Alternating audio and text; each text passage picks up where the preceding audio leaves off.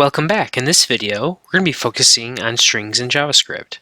To get started, if you go into your project folder, let's go ahead and go into the 13-strings folder, go into the start subfolder, and open up main.js. You'll also want to open up index.html in your browser, and when you do, you should see strings on the web page. So we worked with strings a little bit in our course so far. However, we haven't really did a deep dive onto the string data type. So as we've seen so far, we can create a string in JavaScript by creating a variable and then assigning it to a string value. And we can do this by using either single or double quotes. However, one thing to know, it is best practice to usually stick with one type of quote while you're writing your JavaScript code, so that way everything stays consistent. So in a previous lesson, we talked about JavaScript objects, and what is unique about primitive values in JavaScript is that they can be treated as objects when you want to execute a method or property on them. So the string primitive actually has built-in methods that we can go ahead and utilize.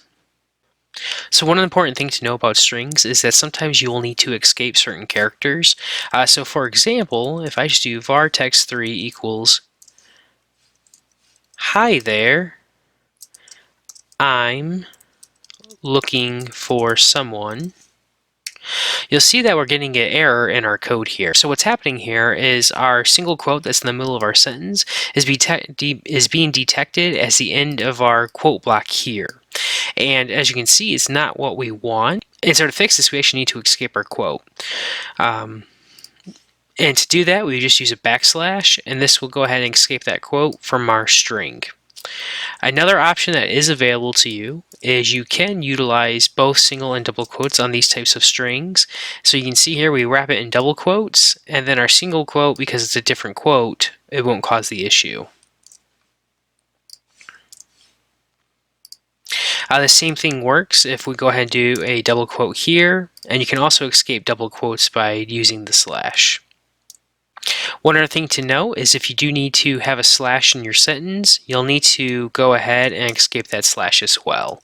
So if we go ahead and do a console log here, let's go ahead and console log text3. If we save and refresh our page, you'll see that my one backslash that I added, it's being escaped, so that way I have a backslash in my sentence here, as well as my single quote. So while you're writing your code, if you do get a really long string, there are ways you can break up your string. One of the recommended ways to do this is we can use the plus sign to add two strings together. So for example, we can do var text4 will equal hi there, how, and we'll go ahead and do a plus. And then our new line, we'll just go and add another string, and we'll say are you.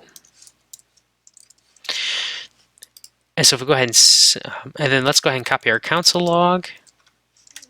And we'll go ahead and do text4. Let's go ahead and save, and we'll refresh our page.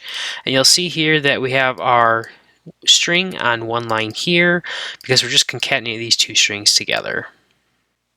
If you do need to put your string on a new line, what you can do is you can use the Newline Character, and we just need to go ahead and escape that. If we save and refresh, you'll see our string is now on multiple lines. So one thing I do want to call out is you can create a string as an object using the new keyword.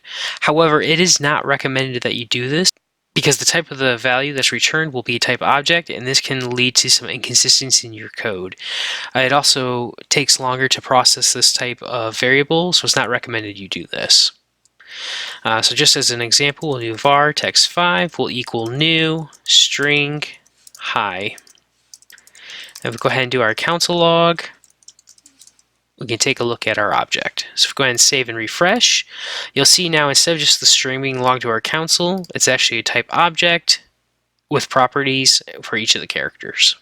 Like I said, it is recommended that you do not utilize this method when creating your strings.